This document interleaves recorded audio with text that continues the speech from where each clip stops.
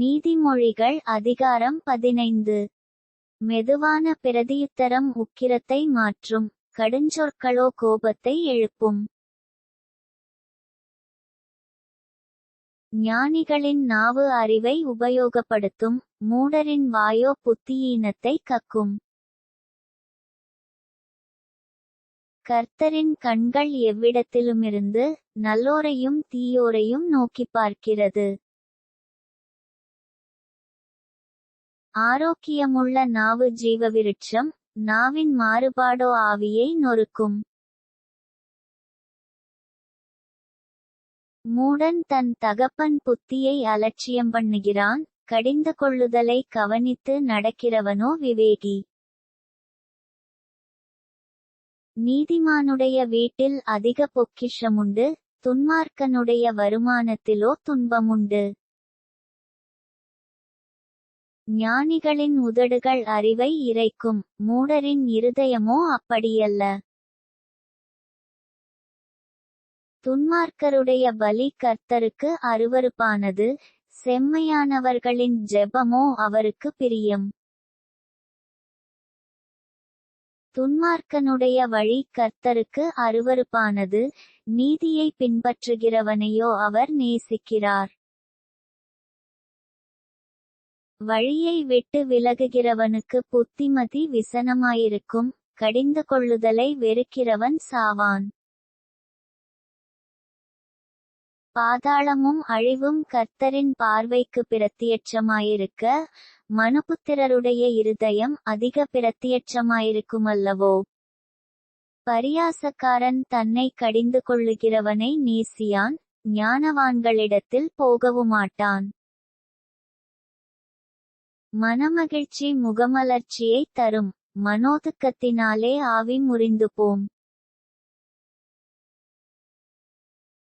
புத்திமானுடைய மனம் அறிவை தேடும், மூடரின் வாயோ மதியீனத்தை மேயும். சிறுமைப்பட்டவனுடைய நாட்களெல்லாம் தீங்குள்ளவைகள், மனரம்மியமோ நித்திய விருந்து. சஞ்சலத்தோடு கூடிய அதிக பொருளிலும், கர்த்தரை பற்றும் பயத்தோடு கூடிய கொஞ்ச பொருளே உத்தமம். பகையோடிருக்கும் கொழுத்த எருதின் கரியை பார்க்கிலும், சிநேகத்தோடிருக்கும் இலைக்கரியே நல்லது. கோபக்காரன் சண்டையை எழுப்புகிறான், நீடிய சாந்தமுள்ளவனோ சண்டையை அமர்த்துகிறான். சோம்பேறியின் வழி முள்வேலிக்குச் சமானம், நீதிமானுடைய வழியோ ராஜபாதை. ஞானமுள்ள மகன் தகப்பனைச் சந்தோஷப்படுத்துகிறான், மதியற்ற மனுஷனோ தன் தாயை அலட்சியம் பண்ணுகிறான். மூடத்தனம் புத்தியீனனுக்குச் சந்தோஷம், புத்திமானோ தன் நடக்கையைச் செம்மைப்படுத்துகிறான். ஆலோசனையில்லாமையால் எண்ணங்கள் சித்தியாமற்போம், ஆலோசனைக்காரர் அநேகர் இருந்தால் அவைகள் உறுதிப்படும். மனுஷனுக்கு தன் வாய்மொழியினால் மகிழ்ச்சியுண்டாகும், ஏற்ற காலத்தில் சொன்ன வார்த்தை எவ்வளவு நல்லது. கீழான பாதாளத்தை விட்டு விலகும்படி, விவேகிக்கு ஜீவவழியானது உன்னதத்தை நோக்கும் வழியாம். அகங்காரியின் வீட்டை கர்த்தர் பிடுங்கிப் போடுவார், விதவையின் எல்லையையோ நிலைப்படுத்துவார். துன்மார்க்கருடைய நினைவுகள் கர்த்தருக்கு அருவருப்பானவைகள், சுத்தவான்களுடைய வார்த்தைகளோ இன்பமானவைகள். பொருளாசைக்காரன் தன் வீட்டைக் கலைக்கிறான், பரிதானங்களை வெறுக்கிறவனோ பிழைப்பான். நீதிமானுடைய மனம் பிரதியுத்தரம் சொல்ல யோசிக்கும், துன்மார்க்கனுடைய வாயோ தீமைகளை கொப்பளிக்கும்.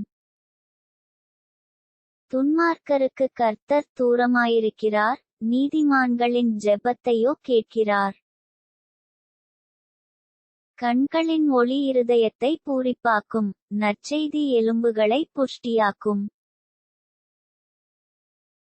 ஜீவனுக்கேதுவான கடிந்து கொள்ளுதலை ஏற்றுக்கொள்ளும் காது ஞானிகளிடத்தே தங்கும். புத்திமதியை தள்ளிவிடுகிறவன் தன் ஆத்துமாவை வெறுக்கிறான், கடிந்து கொள்ளுதலை கேட்கிறவனோ ஞானமடைவான். கர்த்தருக்கு பயப்படுதல் ஞானத்தை போதிக்கும், மேன்மைக்கு முன்னானது தாழ்மை. ஆமேன்.